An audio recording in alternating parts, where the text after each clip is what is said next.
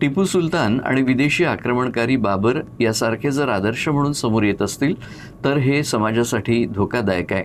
अशा मानसिकतेतून तुमच्या देशभक्तीबाबत देखील संशयाची सुई वळते, असे परखड मत विश्व हिंदू परिषदेचे केंद्रीय संघटन मंत्री मिलिंद परांडे यांनी व्यक्त केलं. ते नागपुरात आयोजित एका पत्रकार परिषदेत बोलत होते. यानी कहाँ पर कोई बाबरी मस्जिद खड़ी करने का प्रयत्न कर रहा है, कहाँ पे कोई टीपू सुल्तान को महिमा मंडित करने का प्रयत्न कर रहा है. तो ऐसे हमारे आइकॉन्स भारत के हो ही नहीं सकते. जो बाबर विदेशी था, जिसने यहाँ के श्रद्धा के केंद्रों को नष्ट किया, इसको यदि आप आदर्श मानेंगे तो आपके देशभक्ति के बारे में भी शंका करनी चाहिए.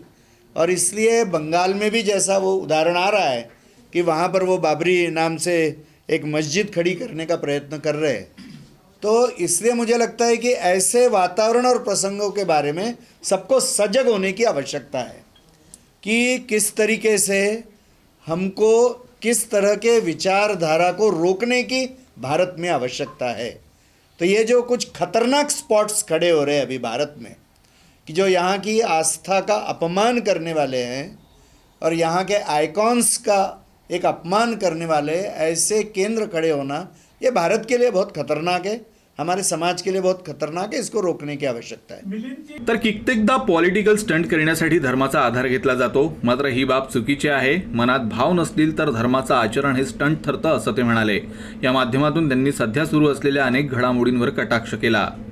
तो मुझे क्या लगता है कि केवल टोकनिज्म यदि होता है और वो श्रद्धा और आस्था के कारण से, कि समझना चाहिए क्या होता है, ये समझना है. केवल कृति या महत्व की नहीं है, मैं मानता हूँ भाव महत्व का है.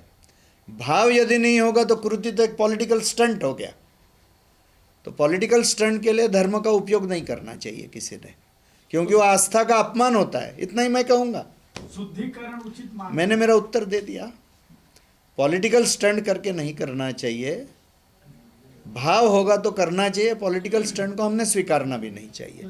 तर बांगलादेशात नवं सरकार आलं तरी तेथील बहुसंख्याक नागरिकांची मानसिकता अल्पसंख्याक लोकांवर अत्याचार करण्याची आहे.